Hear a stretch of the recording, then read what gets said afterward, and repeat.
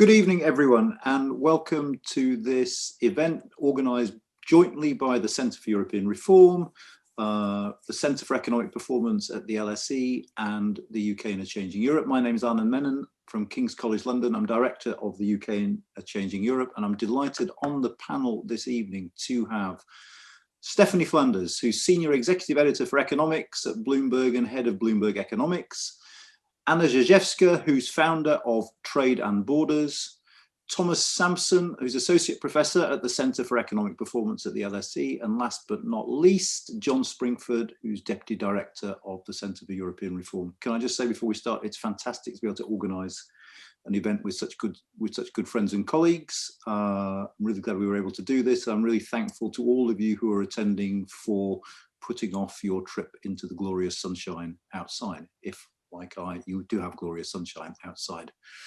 So without further ado, what I'm going to do is turn to Thomas to kick us off. Just ask, I mean, in a sense, the question is, what has the impact of Brexit been? That's where we're going to start from, Thomas. Okay, well, what we recently got was the first trade data after the Brexit deal had been implemented. So the trade data for January 2021, which gave us the first sense of how trade was responding to the new deal. And there were quite kind of startling figures in that data. There was a sharp drop in UK exports to the EU by nearly 40% compared to the previous January. And if we compare that to exports to non-EU countries, they only fell by around 8%. So what that's telling us is that, though clearly COVID and lockdown are going on at the same time, this big drop in EU exports, most of it can't be explained by the lockdown. The question then is this reflecting of a permanent change in UK trade with the EU, or is it something temporary related to kind of teething problems with the new border arrangements, the effects of stockpiling in the run-up to the deal, and some issues with data collection? At this stage, we don't really have an answer to that. We will learn more as time goes by and we get more data. But clearly, something big happened to UK trade in January, and the only plausible explanation is Brexit happened. And what we need to know now is, what's that going to mean going forward? John, do you want to just step in while Thomas gets his? Oh, Thomas, are you back? I can certainly step in. Thomas, have you got anything else to add, or are you happy? No, you go ahead. I am okay. Now. Yeah, sure. So, Thomas has laid out really well there what the immediate impact was in January, thinking about exports to the EU falling significantly and so forth. Some of the work that we've been doing at the CER is to try and think about how big a drop in trade that is, thinking about total goods trade. So since January, we have been putting together a kind of modelled UK that did not leave the customs union in a single market that month. And the way that we put the model together is to select an algorithm which uses economic data to try and find countries whose trade performance and other economic characteristics are really similar to the UK. And then putting together that kind of doppelganger UK and comparing what happens to UK trade, the real UK's trade, compared to the doppelganger. And the doppelganger is made up of the United States, Germany, Canada, and New Zealand. They're the countries whose economic performance has been most similar in recent years to the UK when you put them together. And what we found was that if we're looking at all of the trade which the EU does, goods trade, then it fell about 22% compared to those other countries whose trade all grew a little bit. And obviously that's not such a stark finding as exports down 40% to the EU, but over time, this model will allow us to tell, okay, how much has UK trade fallen compared to a UK that didn't leave the single market and customs union in January. We've done these kinds of exercises before. in the run-up to the end of the transition, between the referendum and the transition, we looked at the impact on overall GDP, the size of the economy, using a similar method. And we found that the UK economy, by the end of the transition period, was about 3% smaller than it would have been if it had remained within the EU. And overall, its trade during that period, so remember this is before the UK left the single market in January, while it's still a member of the single market, its goods trade had also fallen by 10%. So we're looking at something which is probably a pretty sizable shock. As Thomas says, we don't know how things are going to go over the next few months. They'll probably improve because stockpiling won't be such an issue. We'll be coming out of lockdown, so therefore we'll get more trade going on between the UK and the EU. But watch this space. We'll continue to update our model, and you'll be able to tell how much UK trade is down as a result of leaving the single market. Thank you, John. Stephanie, just 1 second before I come to you, can I just encourage people to put their questions in the Q&A box, and you can vote for those questions that you want me to pose to the panel, which makes my life a lot easier. So if you'd like to do that, that would be great. Stephanie. Yeah, I mean, I think it's really handy. It was useful to have the CER analysis just at the same time as the data was coming out, and ministers were trying to claim that it was all due to COVID and that everything was not nearly as bad as it looked. I think it was nice to be able to strip away some of those explanations. I mean, I do think that clearly the numbers, the official data for January were pretty stunning, but although maybe the impacts, particularly on individual sectors, are perhaps larger than we thought in the sort of immediate short term, they're certainly not unexpected given the nature of a trade deal, and indeed would have been predictable if we'd seen it, more than a few hours before it actually went into force. But I think, just to sort of cut to the chase, it's interesting when you look at, I think I saw even today, there was the Federation of Small Businesses found that 1 in 4 small business exporters had completely stopped, or just under 1 in 4 had completely stopped trading with the EU, but only 4% had said we're going to do that permanently. Others were waiting to see whether they could manage the red tape and all of those things. So I think for me, the two things that I have, I haven't rethought, and I don't think we, the economists at Bloomberg Economics have rethought their estimates of the medium-term impact of Brexit in light of anything that's happened, certainly given this very narrow trade deal. But a couple of question marks, I think, is it has put some of this impact that we expected to be a slow burn over several years may have happened much quicker than we thought.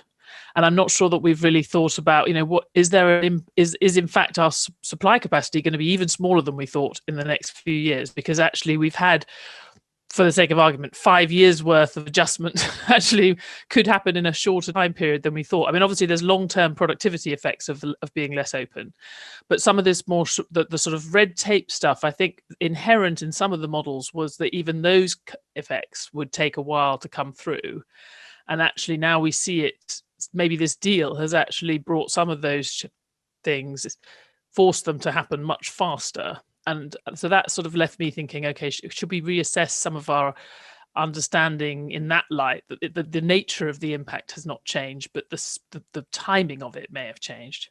I think the other thing which we haven't talked about yet is, from my perch in Bloomberg, thinking about the impact of on the city.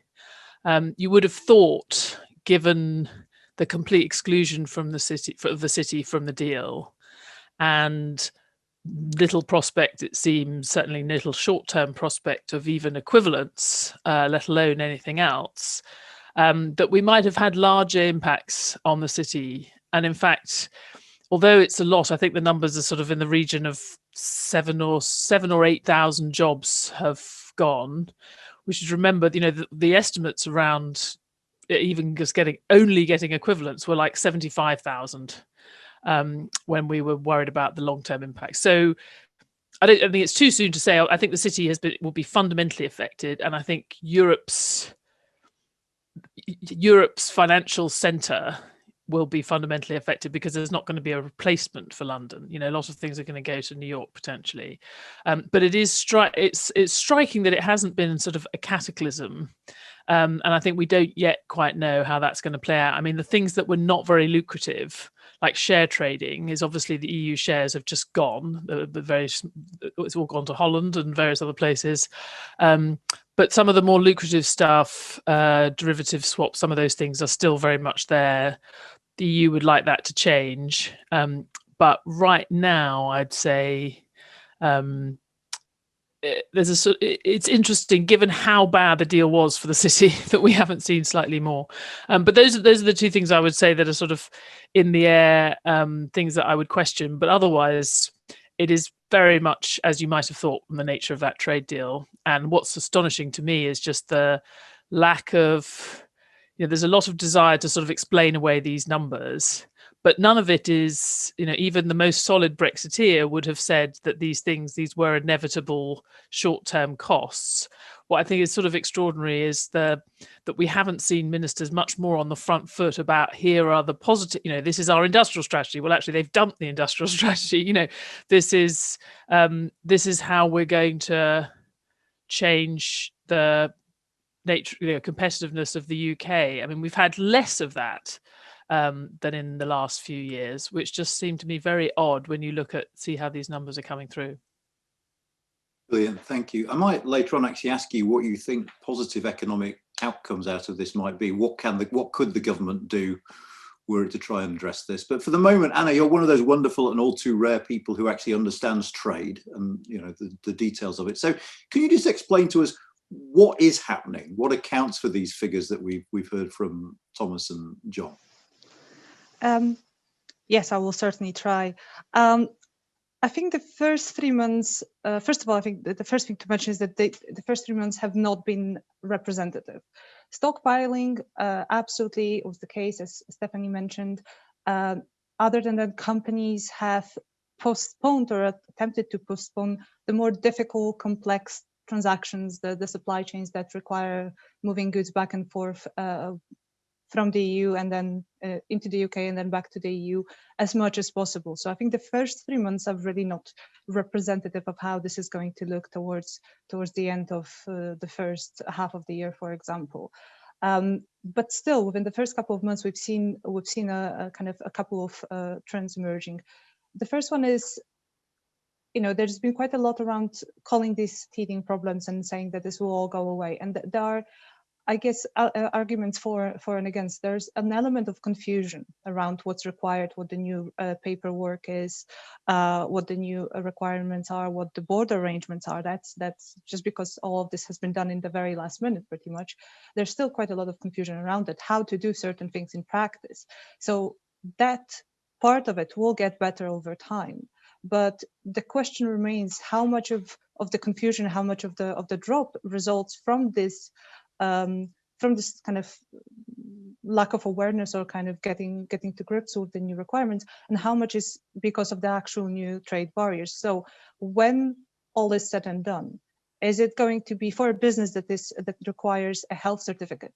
Is the question, do I know how to obtain this health certificate? Or is the question, with the additional £100 that this health certificate costs per consignment, is my business still profitable? Does it still make sense for me to do certain things in certain way? And I think this is where we are. And obviously some industries are a bit ahead, especially the industries where they're more regulated, such as agriculture and fisheries and so on, where there are more requirements, but also where stockpiling is not possible for obvious reasons. But other industries are only getting to that point now. So the question is, assessing where we are with our supply chains. Is my business model still possible?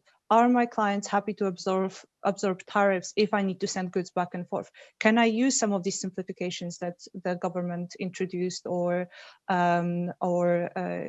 is trying to advertise for different issues, for different problems resulting from this new trade agreement? And as a result of that, can I continue in the same way? Or do I need to change something. And I think this is more or less where we are with everything. Plus, the other side of this is that there's still so much confusion as to what needs to happen. I had a client call me up in February to say, you told me there's going to be this new border, and yet I just imported something from Germany and no questions were asked. I got no paperwork, and why are you talking about with this new border? There are no barriers. So I think these two processes are going to continue kind of simultaneously. On one hand, companies just trying to understand what is required, and on the other one, assessing whether what they're doing and the way that they have been operating for a while, is it still profitable? Is it still possible? Does it still make sense? And are their customers willing to continue in the same fashion? Thank you. And it's worth emphasising the point that only half the border's there as yet. So this is going to keep changing as the British government implements its side of the border. But Thomas, you've touched on this, and this is for any of you really, I suppose. How easy or possible is it to unpick the Brexit impact from the COVID impact? You've talked a bit about how you've done it for trade, but in terms of larger macroeconomic impacts, is that something we're going to be able to do in the near term, or we're going to have to wait a long time to get the data we need to be able to separate them out? I start, and then maybe others can add on. I think one of the interesting things about COVID as compared to Brexit is that the sectors which are hit hardest are very different for the two shocks. The COVID is principally a shock to non-tradable services, things like, it's the hairdressers, it's restaurants, which are, some of them may be involved in international trade indirectly, but they're not what's driving the UK's trade flows. Whereas, Brexit matters for tradable services, as Stephanie talked about, with financial and business services in particular. But it's also, probably the goods sector that we've seen hardest hit so far is the agriculture and food sector, which hasn't been hit so much by COVID. So where I'm going with this is that I think there's a lot we can learn about disentangling COVID versus Brexit by looking at the relative sectoral effects and which sectors are being hit hardest. And also by using the timing. We kind of know what happened in the first lockdown when we had COVID hitting and not Brexit. So for example, one thing we saw in the first lockdown is that trade with the EU and with non-EU countries fell by a similar amount due to COVID. And that's one reason why when we see kind of differential trade changes in EU versus non-EU trade, I feel reasonably confident in attributing that difference to Brexit. So I think, the fact that you've got these two big shocks going on at once means that you potentially can be misled by just looking at the aggregate numbers. But once you're prepared to go a little bit deeper and disaggregate, there's lots of scope for separating the two shocks, partly now, and then inevitably we will learn a lot more over time as better data becomes available. John? Yeah, just a couple of points to add to that. I mean, the first one is that in the first lockdown, loads of countries closed down their manufacturing plants because they were just like, we don't know where this virus is transmitted. Precautionary principle, let's close down, absolutely everything and just try and stop the spread of the virus. In subsequent lockdowns in the autumn, for example, in France and the Netherlands, which locked down earlier than we did and harder than we did because their waves started earlier,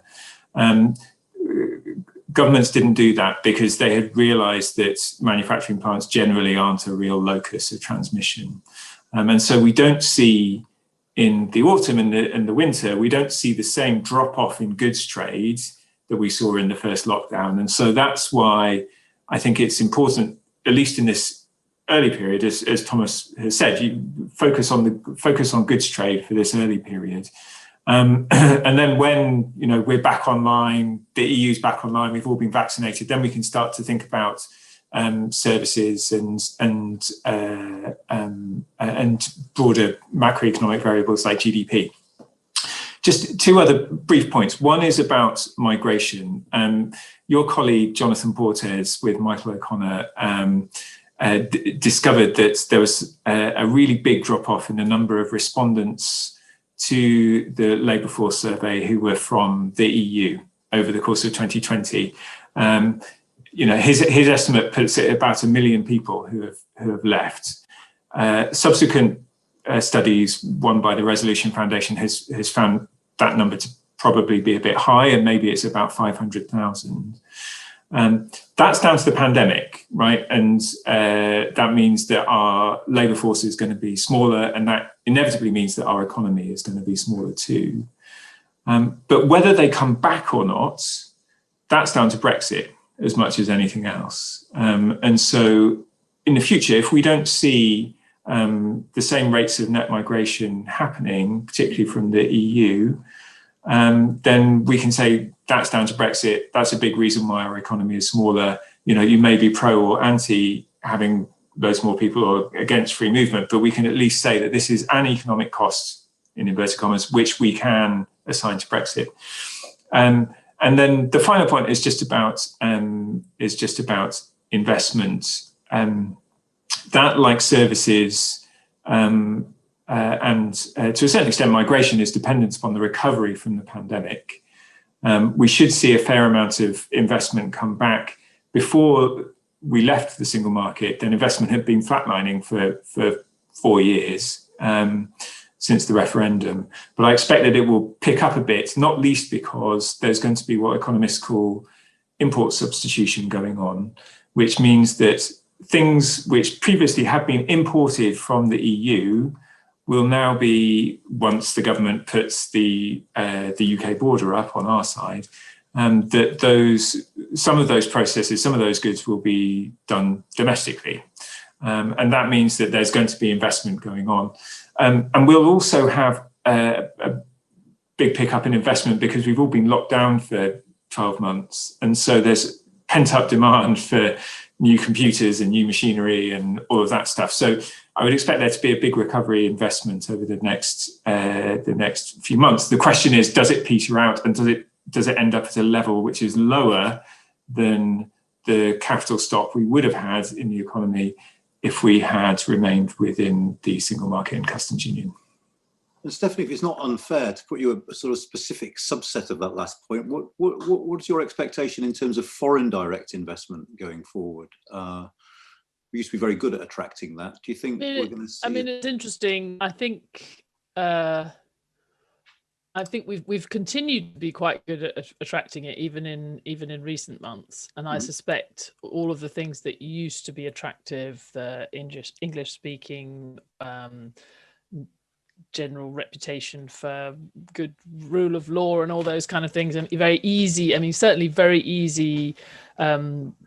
Low barriers to setting up businesses and all of those things which actually do make a difference. I think you'd expect us still to do reasonably well, but I think it's hard to make the argument that it's going to be a lot, that it's going to go up. And I think going back to some of the points about the red tape, even if you get over the red tape and even if you get used to it, if you're choosing between here and Slovakia or somewhere, why would, if you don't have to do all that in order to trade with the EU, why would you use the UK as a base? So I think there could be foreign investment that's associated with import substitution. The same people, if it's in your interest, there's lots of businesses. In fact, in the same survey that I mentioned earlier, a lot of businesses talking about setting up satellite operations, or at least an office in the EU, which obviously seems ironic, but either a small or a large number of jobs going to Europe in order to provide exporters here with a base there that they can use. One would expect once the restrictions kick in the other way, you'd expect that there'd be a fair number of EU companies for whom it would make sense to have a UK base. So you'd have that sort of initial phase of FDI.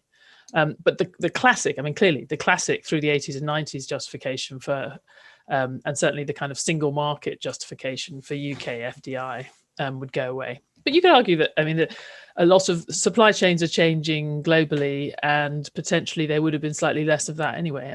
That is another very hard counterfactual. Can I just congratulate the audience, because no one has tried to ask a question through the chat function yet, so that's fantastic.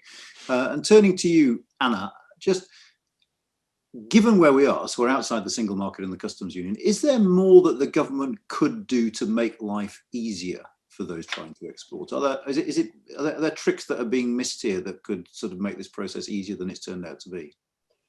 Absolutely. Where to begin? I think, one thing to mention is that the first 3 months of this year, for me, have been absolutely hijacked by rules of origin and working on rules of origin.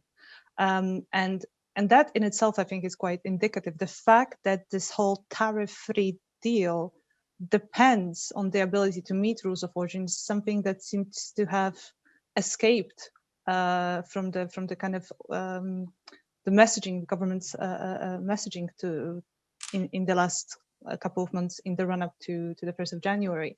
The fact that it's taken companies by surprise in itself demonstrates that much more could have been done in terms of communicating these changes, communicating these requirements to the private sector. And I think what's interesting now, that with the government deciding to postpone and extend in time introduction of barriers on this side, so on inbound trade to the UK, is that on one hand, it gives companies more time to adjust. It gives the government more time to adjust. It gives government more time to introduce IT systems, processes, forms, and so on and so forth.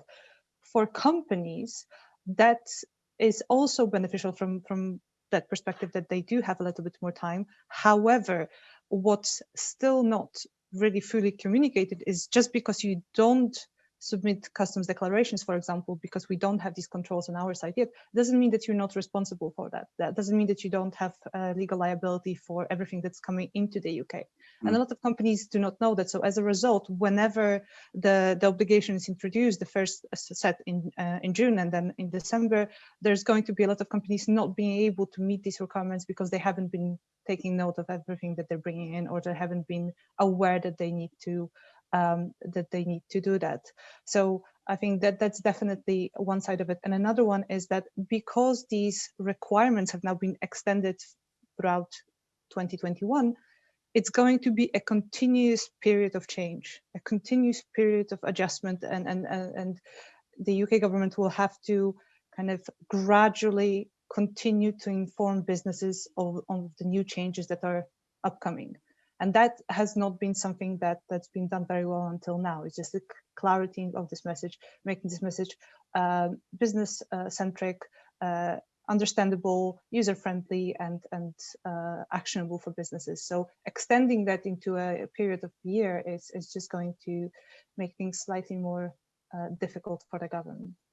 And while you've got the floor, or while you've got a yellow line around your box on Zoom, when do you expect the government to start implementing checks on imports? It's a question from Teresa Yavarek. I mean, do you think they'll do it when they've said, which I think is the start of next year, is the latest deadline, isn't it? I think to be perhaps, yes. I think, checks at the border is not necessarily what I'm, as I just mentioned, concerned about. Yeah. My biggest concern is import declarations, customs declarations, and that is due. The first lot, the first kind of declarations for the first 6 months are due in June, July. So I think this is going to be the first kind of test to see, are companies at all aware of new requirements, or is just everyone, is everyone bringing goods in without any kind of paperwork, or without writing this in their records as they're supposed to. Brilliant. I warn you all that in a minute I am going to pose the question that Max Alter has put here, and is the winner at the moment, on sunlit uplands. And we'll extend that a bit to not just sunlit uplands in terms of positives of Brexit, but anything the government could or should be doing given what's going on. But before that, I know, John, you've done some work on this in the past, but anyone else who cares to chip in can do so. Do we know anything yet about differential regional impacts of this? Is it too soon to say? Well, we know, thanks to some work done by an economist called Timo Fetzer at the University of Warwick, that between the referendum and leaving a single market, there had been a differential impact already, with those regions which have more larger manufacturing bases, they had seen on average a larger reduction compared to if they had remained within the EU in terms of their overall economic output. And that's kind of what we predicted, really. I and some other economists had done some work on this, and it's pretty much, it's fairly straightforward in the sense that a lot of these places that have a lot of manufacturing activity tend to trade more with the EU than somewhere like London, for example, which has a more global outlook, doesn't have such a big manufacturing sector. The City of London trades more with the rest of the world than it does with the EU. So, you know, that kind of process is something that you would expect to happen, that poorer regions that don't have such well-developed services sectors, which are highly integrated into EU supply chains and their manufacturing base, that they're more likely to get hit. And this is also true, obviously, of regions of the UK where agriculture and fishing, well, they're not huge employers anywhere, but you know, they're going to take a bit more of a hit too. I should just say that there had been some work done which suggested that the effect would be the opposite, that the City of London might get hit harder, and other places like the Thames Valley, you know, which are sort of services centres, might struggle more. But that doesn't look like that's going to be the case. Despite the nature of the deal? Despite the nature of the deal, yeah. I mean, one way to think about this is the financial crisis. If, you know, everybody said, oh, London's over, you know, huge global financial crisis, it's an international banking centre, you know, we're going to have a real struggle in London for several years. And then in 2011, 2012, London's economy was growing again quite reasonably rapidly. And the reason for that is it's a really big urban area with lots of skilled people who do all sorts of things. And office space gets taken over. If a bank doesn't want to use it anymore, then it will get taken over by some other institution, perhaps financial technology or something like that. With the LSE, to be honest. Because it's so flexible, then it can cope with shocks pretty well. Whereas those regions where, I don't know, a manufacturing plant is a really big, important employer and it loses that, then it's harder for it to generate the investment needed to replace those jobs easily. Does anyone else want to come in on this? Thomas? Yeah, I think that's a great kind of summary of what we've seen so far. I guess I would like to have maybe kind of a note of caution on what the future impacts might be for regions like London that are more dependent on services. And I think there's two reasons to think that we don't quite know what's going to happen there yet. One is that we have no data yet on how trade in services, and in particular business services, are being affected by the deal. As Stephanie was saying, we haven't seen big impacts on financial services yet, but clearly it is the EU's intention to try over time to chip away at the city's position and to gradually change kind of regulations in a way that forces business to move to EU markets. Now, how successful they will be, I don't know, but that's the plan. And then the second point I wanted to make was that part of what makes London's economy very resilient, and part of the reason there are a lot of high-skilled, flexible workers in London, has been migration from the EU in the past. And we don't quite know yet how big the effect on migration is going to be once all the new restrictions are in place. But you can at least imagine a scenario in which it becomes much more difficult to attract top talent to London, and that leads to kind of a gradual flow of particularly high-skilled businesses away from London. Now, that would kind of be the negative scenario for London. I don't necessarily know that that's going to take place, but there are reasons to be concerned that some of the factors which have driven London's success in the past are being eroded by this deal. Stephanie or Anna, do you want to come in on the region? Yeah, I mean, I think that's fair, and I certainly wouldn't say. I don't think there's a scenario in which overall London comes out better, or at least in the sort of short term. there it'd be very difficult to offset. Even if you think that the city is still quite strong and still going to produce a lot of tax revenues and all those things, and you could potentially, as John points out, there's actually more. I mean, most of the activities of the UK financial sector actually involve UK citizens. Of the exports, he's right that there's more going to outside the EU, and so you could imagine a scenario in which you win some new business. They're trying to attract different kinds of fintech firms now, and that offsets some of what you've lost in Europe. As I said at the start, I think it's Europe as a continent is the loser from this, not necessarily just London, because Europe as a continent has lost, potentially is losing. It's certainly going to have a diminished global financial center, and there isn't going to be a replacement anytime soon. But going back to your sort of broader point about what kind of structural adjustment you might see, what kind of benefits you might see. I mean, there has always been this kind of disconnect between the sort of manufacturing renaissance view of Brexit, which seemed to be quite, was part of the levelling up rhetoric, was part of the sort of anti-city undertone of the Brexit campaign, with the reality, which is if you're going to maximise sovereignty, it is going to be manufacturing that's potentially going to be hurt the most. So I think if we move on to the sort of uplands discussion, I think, that if you have to have some kind of view on how you're going to increase the competitiveness of manufacturing to offset the disadvantages of this deal. And I think you also have to be thinking strategically about which industries actually need some form of sectoral deal, or at least some form of kind of Swiss style arrangements. And where does it really matter? Like in pharma or the chemicals industry, we've all read about what a complete nightmare there is now for having to list do the rules of origin of all of the components of your individual chemicals and all of these things, let alone the wine exporting industry, all of those examples. But you have to decide on some industries that you really care about that could potentially give you some of that leveling up or give you some of that manufacturing revival, and how are you going to help them?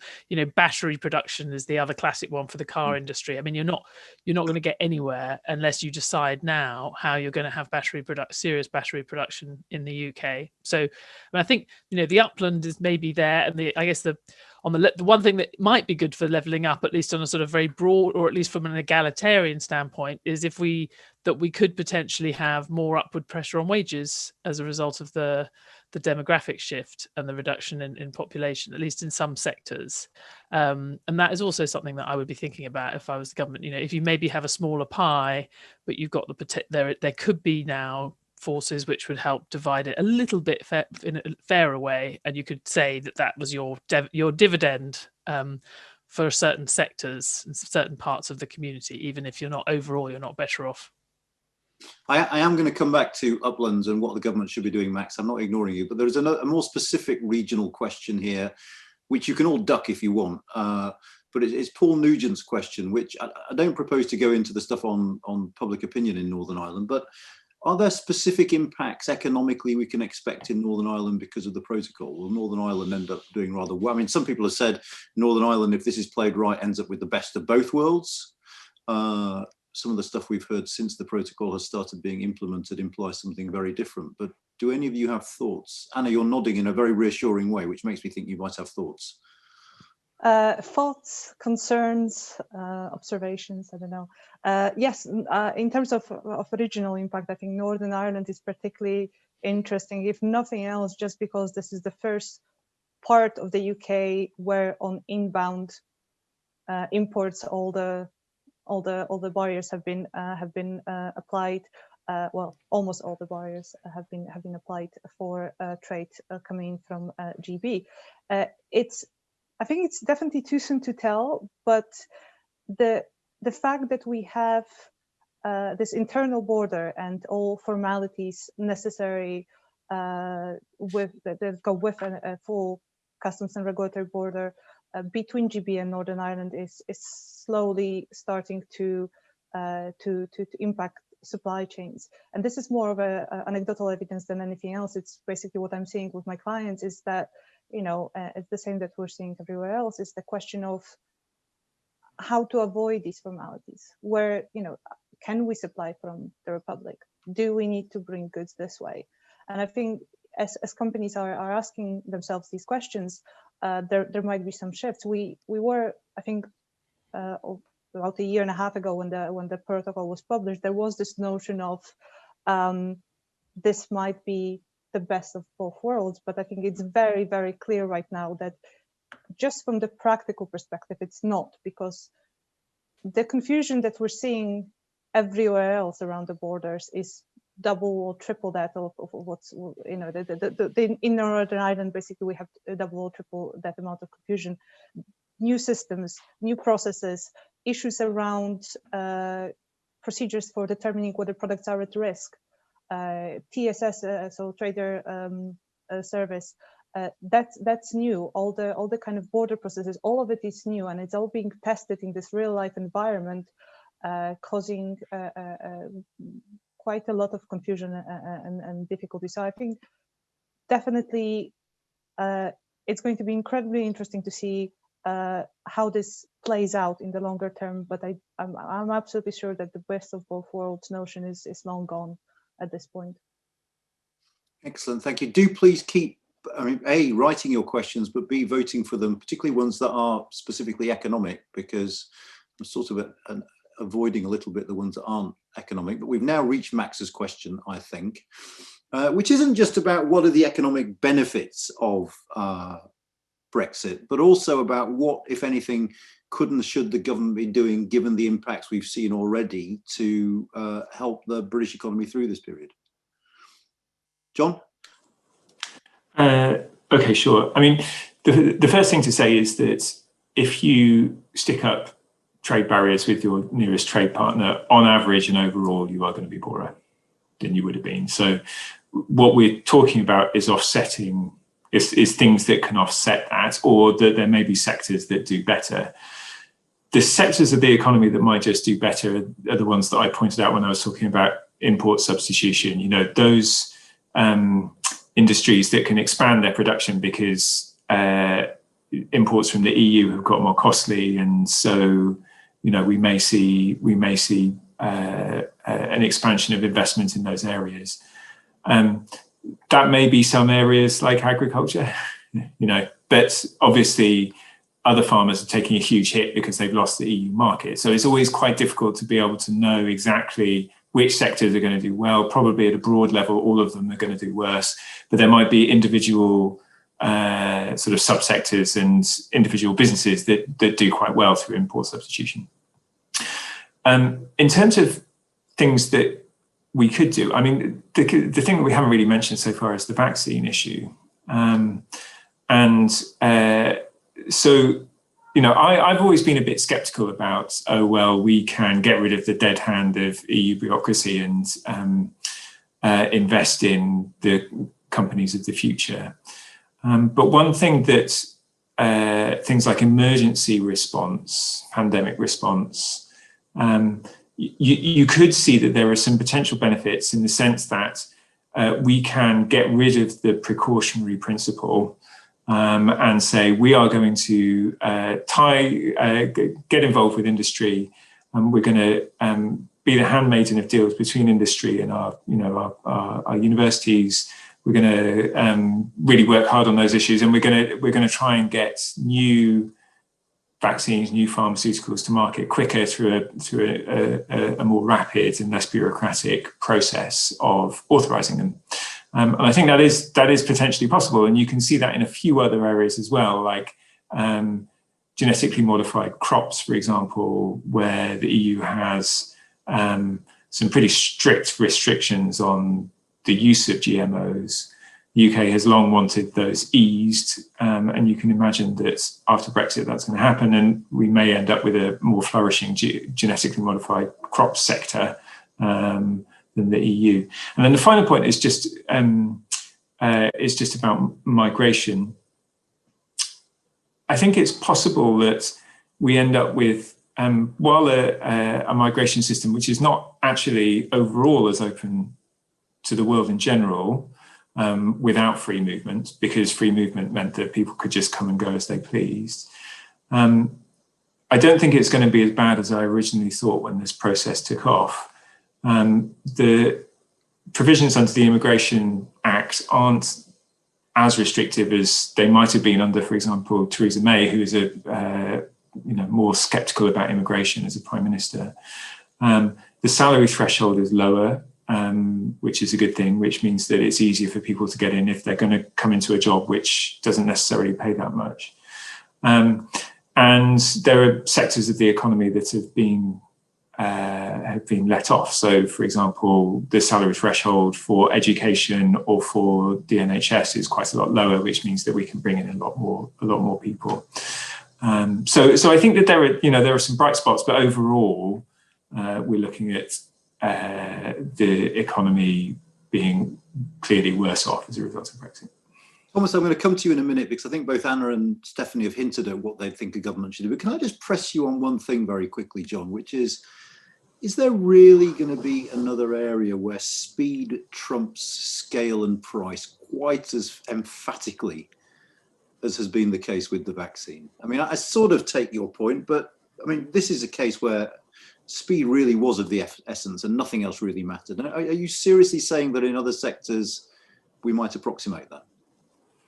Well, I think it's not necessarily only about speed. I take your point, absolutely. And, we only have pandemics like this, hopefully, once every 100 years.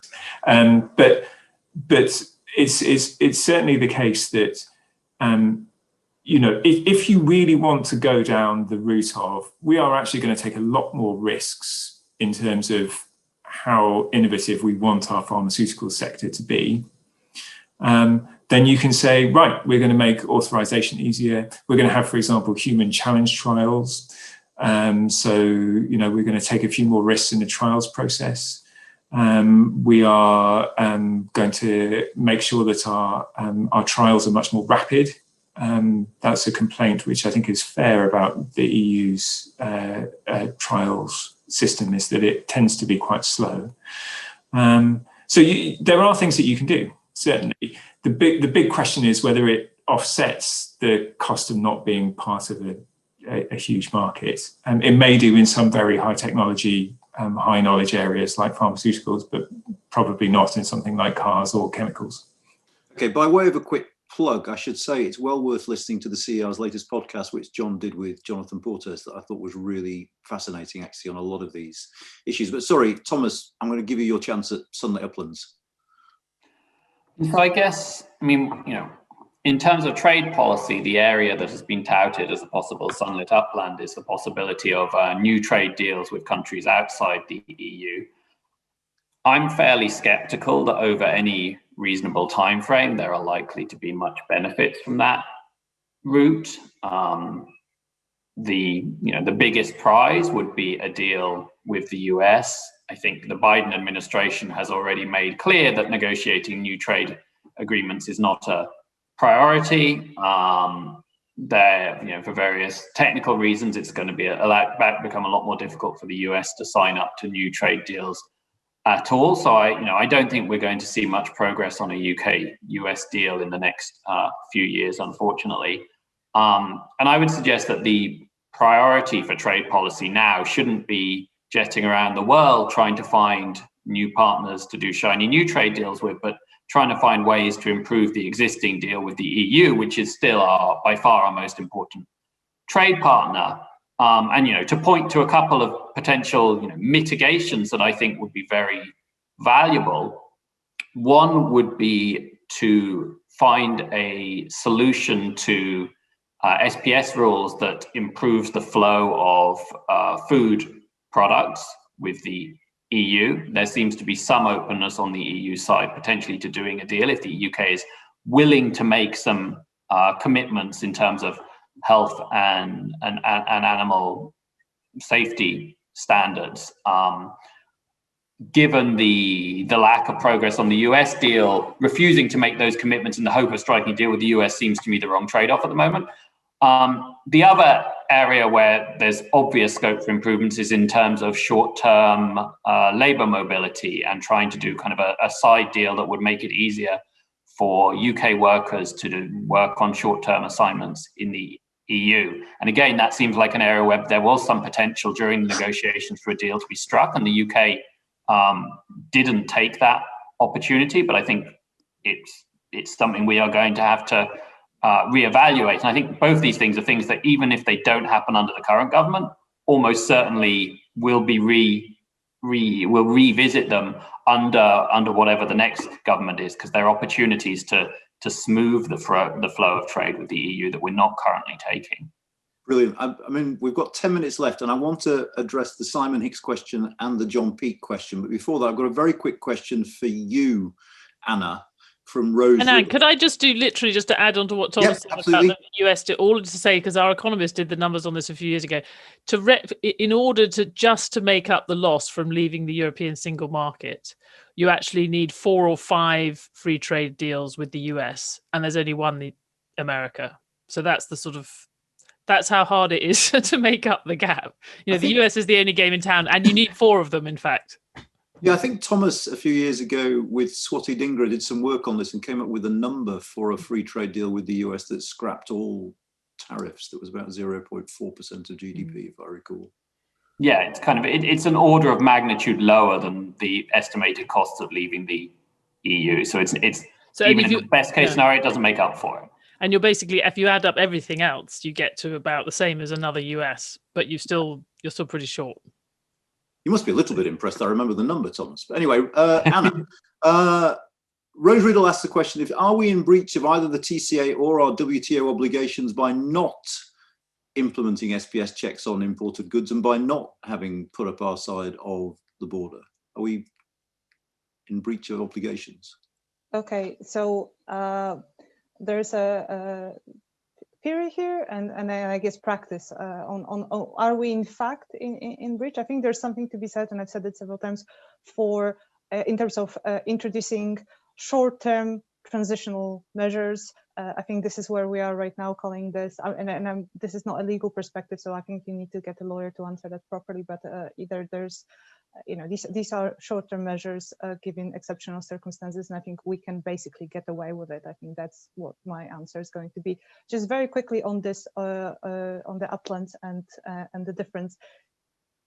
From just when I work with companies, the absolute best case scenario, the absolutely best news I get to give, whether I reclassify someone's goods to the point where there are no tariffs, or where I manage to get them compliant with rules of origin, the absolutely best case scenario is that there are no tariffs, so you only need to pay for import and export declaration, which are around 30, 35, 40 pounds per declaration per consignment. So if you calculate that by the annual number of consignment each company sends, exports and imports, how many FTAs, you know, is it possible to sign that will make up for that number? The administrative cost in itself is impossible to make up or address by any number of FTAs with any number of partners.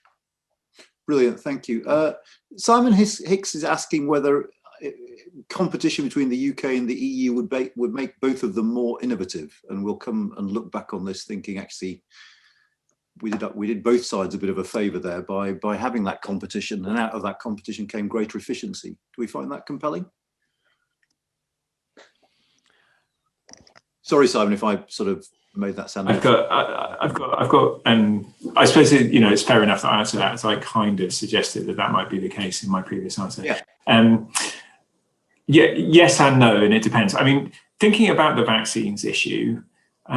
What would have been the best outcome there would have been for the UK to have been within the decision-making of the European Medicines Authority, and for the UK to have said, look, we've got all of this data about AstraZeneca, we're pretty convinced it's fine. We also think that we shouldn't deploy the safety first principle too much, because there's good reason to think that actually if we do first doses and then we do another 3 months before we do second doses, that actually, that's going to be fine, and that will really solve some of the supply issues that the EU is going to be facing, and so on and so forth. So in that scenario, having the UK within the tent, being involved in decision making and moving it toward a bit more towards a UK way of thinking, I think would have been beneficial for the EU as a whole and for the UK, obviously, because then we wouldn't have ended up in this kind of vaccine nationalism, tit for tat, potentially quite dangerous situation where we might see trade barriers being imposed on vaccines, which would be a disaster. I think there is possibility in less kind of emergency life or death situations where competition could potentially be helpful. Yeah, I mean, if the UK, if genetically modified organisms, take that example again, if the UK can demonstrate that actually this is perfectly safe, it increases yields, it means we have to use fewer pesticides, which means that fields don't end up being these awful deserts. It means that we don't have such huge declines in bird populations. If we can show that, then there might be big benefits from the EU from then realizing that actually that works. Alternatively, if we end up with some ecological problems as a result of the widespread use of genetically modified crops, then that's fine. So there are obviously some areas where competition could potentially work. It's just that I'm not convinced that they would in any way outweigh the benefits of being part of a very large market, and that your companies can take advantage of a huge consumer base. And final point, sorry, because I've been going on too long, but final point is that if you look at new startups in the tech sector, a lot of them go to the US to start off with, because there's a big single market which is pretty borderless when it comes to the internet, and there's a huge amount of venture capital. And so having a big market can be really beneficial for innovation, because it means that you've got more potential money to get your product off the ground, and you've got a bigger number of consumers to sell it to. Does anyone mind if I move on to the final question? Just on the competitive thing. I mean, there is something rather odd. I mean, the traditional argument for free trade is to increase competition and get innovation through competition. So it can't be that reducing trade is also good for competition. I just don't buy that. Okay, I want to move on to one more question. Rory McMahon, my humble apologies. I know your question has been the most popular one, but I wanted to stick to ones that were broadly economic in nature, even though yours is fascinating. So with all due respect, I'm going to ignore it for the moment. I want to pose John Pete's question and pose it in a slightly broader form. And I suppose to all of you, I would say, does any of this really matter in the least? Because as far as we can tell, even now, there seems to be no political sort of blowback for this. And once we're out of lockdown quicker than everyone else because of our vaccine rollout, then actually the government's in the sunlit uplands anyway. I do think it was a question that I asked the Economist, because it seemed to be that we were going to gain about 6 months of recovery. I wondered whether that was the case, even if we could have done all of this within the EU. The fact that we've done it without the EU, could we say that that was an advantage? I think, the recovery was doing. Remember, quite a lot of the major European economies have been better at sustaining economic activity, even with much reduced mobility, than we have. And that is why we came at the end of last year, we were looking so much worse. So I would say that the sheer numbers on vaccination will overstate the potential economic advantage we might get, because they have just done a better job at combining economic activity with the pandemic. And we came into it with, depending on which country you look at, a deeper hole. We're going to come into this recovery with a deeper hole, and with all of these short-term and medium-term effects of Brexit. So I think it would be quite hard to argue. We may have made up some of the Brexit disadvantage with our vaccine premium or bonus, but I think it would be certainly in a year or 18 months' time, it would be quite hard to argue that we were better off. But in a sense, and I'll pass this on to any of you other three. I mean, I know you know the numbers. But I suppose the question still remains, does it matter? I mean, this is as much about public mood as it is about anything else, whatever the underlying macroeconomic data might suggest. And in a sense, politically, does this mean the government can do this and be fine, rather than economically? Because I think we've all established that economically there's going to be a serious cost to bear. Thomas. Okay, so I mean, first off, I'm not sure that I accept the premise that things only matter if they show up in opinion polls, but maybe that's the economist in me speaking. But even if we take that as the right way of thinking about things, Here's two other reasons why these economic effects of Brexit might end up mattering. One is, one thing we know about changes or economic effects of trade is that they tend to create some very concentrated losers. There will be a few firms, a few type of workers, a few sectors that lose badly because of Brexit. Maybe it's shellfish exporters, maybe it's particular meat producers, maybe it's the fashion industry. And when particular sectors experience very bad losses, that can trigger over time a really strong political backlash. And I think that's what we saw in the US as a result of increased trade with China. The US probably benefited overall from increased trade with China, but there's been a big political backlash because certain parts, particularly of the kind of industrial Midwest, suffered, and there were big losses there. So that's one reason I think it might matter. The other would be kind of an analogy with austerity. Austerity did not initially prompt a big political backlash, and it was popular for a time. But, over time, it had costs. It left particular parts of the country really suffering.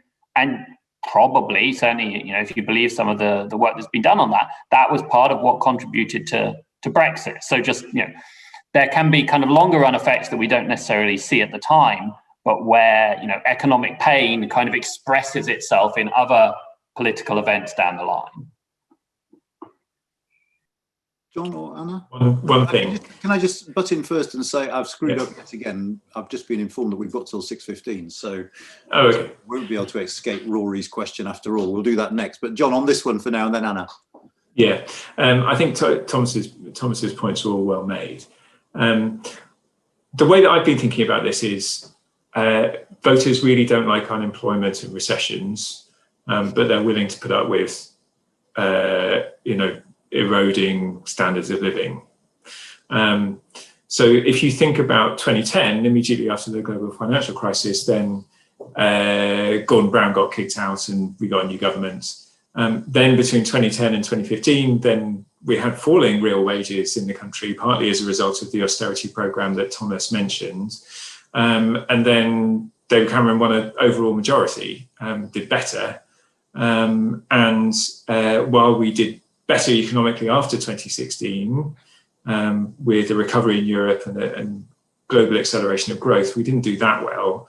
And investment was pretty stagnant. And then Boris Johnson won a huge majority in 2019. So in some ways, I think we've all become we economists have become too complacent about the impact of economics on politics. And particularly with the rise of identity politics, questions about social conservatism versus liberalism, that economics is not as important a driver of politics as it was. But I think ultimately I'm with Thomas in the sense that we know that stagnant economies tend to be more polarized, more unhappy, and their politics tends to be more fractious and difficult.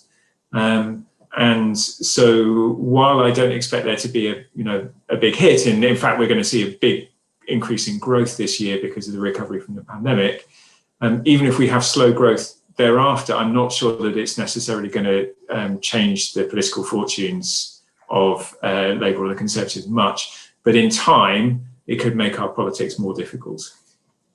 Anna, did you want to come on this? Yes, I think in general, the last 4 years have significantly changed my perception of what should matter and what impact matters. But I think with this one, every single company is very much aware right now whether it's easier for them to trade than it was in December. And these additional formalities, these additional requirements will end up being a cost to the bottom line. And that is something that these companies will see in their numbers year after year in the foreseeable future. So my question would be, what will be the kind of the benefit that offsets that? What will be the positive development and something that shifts that perception? And I think that's one of the reasons why there's so much hype around things that are in tangible way not very likely to bring significant benefits, such as free ports. are the 10 free ports that we're going to get, are they going to change these numbers? Not very likely. Are the additional FTAs with CPTPP, US, Australia, New Zealand, are they going to help? And I don't think that's necessarily the case, but I think the hype around it and the kind of overstating of these potential benefits is aimed at these companies to kind of tell them that there's something being done, that things are going to get easier in the future. But again, it depends what happens in a couple of years. But these numbers are going to be very, very clear. Additional costs are going to be very, very clear. Excellent. Thank you very much. All right, Rory, you win. I'm going to ask this question now. Is there a realistic prospect of the UK rejoining the EU before 2030? Who wants to say yes? I think I'm going to say no. I suspect everyone's going to say no, but I guess we could then get into a debate about, we could go back to our discussions around Brino and Brexit in name only. I could certainly predict that we have a much softer form of Brexit before 2030, for all the reasons that we've talked about. And it's even more likely if it doesn't look like that, if it doesn't look like it's reversing Brexit, but just takes us a bit further towards the sort of access to the single market in at least some of the key sectors. That I think that's much more likely. And actually, anything that's labelled as rejoining the EU, I think, will be a non-starter for quite a while. Can you see this as possible under a Johnson government? I think, so again, he's never lost points from redescribing the same facts and saying they're different. And I think one could imagine him doing that in this case. But it's possibly, I think it would be more likely, and then we can have debates about how unlikely this is, but I suspect it would be more likely under a Labour government, though that in turn seems to be quite unlikely given the electoral map. And under a Labour government which had to make quite a lot of compromises to the Scottish nationalists, one could imagine, certainly, that could be part of their conversation. Okay, who wants to go next? I can. I mean, I think it's very unlikely rejoining for all of the reasons that Stephanie has laid out. In terms of having a closer relationship, I'm torn and really want to sit on the fence. I agree with the implications of your question, Anand, that Johnson is a convinced sovereigntist. He really believes that we shouldn't take any EU rules as much as we can, and he set his face against it. So it's hard to see Johnson saying, right, let's go for it. But having said that, I mean, it's such early days about the economic consequences of this. We don't know how this is going to work politically for the Conservatives, particularly because a lot of the so-called red wall seats that really matter for them in terms of their new coalition are going to be some of the places which are going to be harder hit economically. So you could potentially see Labour doing a bit better as a result of that, and then eventually saying, right, let's go for a closer relationship. The other question that I think you need to insert into this calculation, though, is what the EU wants. And it's been pretty clear throughout that what it really wants is for there either to be a free trade agreement relationship, or for there to be a much closer relationship. And they want to avoid the kind of relationship that the Swiss have with the EU, where they have lots and lots of little bilateral treaties which had to be renegotiated the whole time. So the difficulty that poses for Brino advocates is that if you are going to do it, it seems, as things stand, in terms of the EU's preferences, that it's going to be a big political leap. You can't just do it bit by bit by bit. Now, maybe that will change.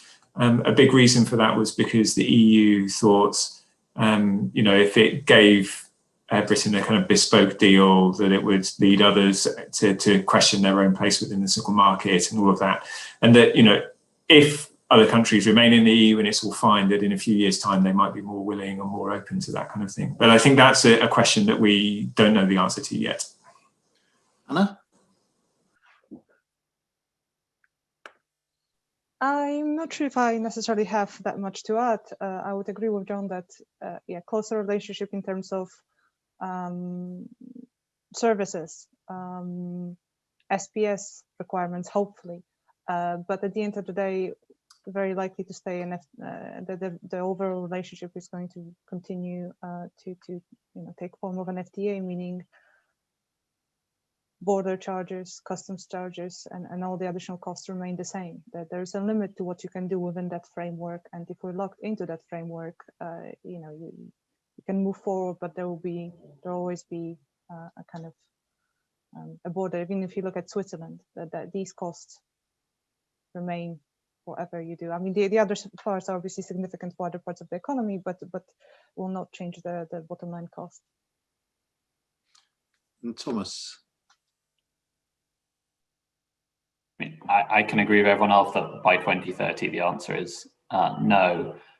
At the same time, I don't think the current deal is a stable endpoint that will persist over time. I mean, I think there are two obvious dimensions along which we are likely to see changes at some point. One is the Northern Ireland Protocol is so clunky and drives such a, there is no other country that has this kind of internal border in part of what is supposed to be a unified country. And I can't see that persisting. I don't know what that means will happen, but it doesn't seem like it's an end state that anyone is going to be happy with in the long run.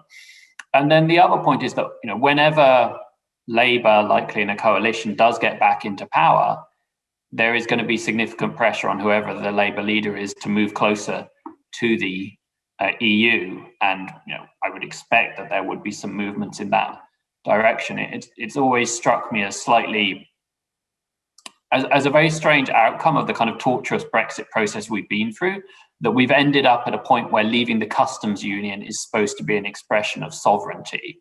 I don't think at the start of this process, no one was saying the point of Brexit is that we need to be able to make our own trade deals outside of the customs union. I kind of think that's something that once the current political fires die down will be something that there will be kind of a more narrowly economic calculation on, and the economic calculation is going to say you should be closer to the EU on that perspective. So I think we will see changes eventually, but probably not in the immediate future. Excellent. Anyone got any last words to add? We're going to finish about 2 minutes early, I think, which is no bad thing because you can catch the last of the sun.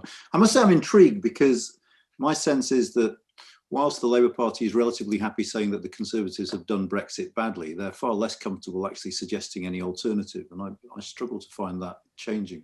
They're actually, you're being kind to them. They're not very comfortable saying even the first part of that sentence. They're not saying anything about it at all. They're not comfortable saying anything at all, I don't think. Yeah. For obvious and sort of painful reasons. But listen, on that note, can I just thank the four of you? I mean, this is the irritating thing about as well. Firstly, we can't go for a drink, obviously, but secondly, Zoom will cut us all off at the same time. So I can't thank you in private. So let me thank you in public. I think it's been absolutely fascinating. John and Thomas, I hope you think your work has got a good airing this evening. You can go to the respective websites and find the actual written work there that outlines the results we've been talking about tonight. Anna, thank you so much for joining us, and to you too, Stephanie. And follow the Centre for Economic Performance, follow the Centre for European Reform, and obviously follow the UK in a Changing Europe if you can. And have a lovely evening, and we'll see you soon. Thank you all. Thanks, Anand.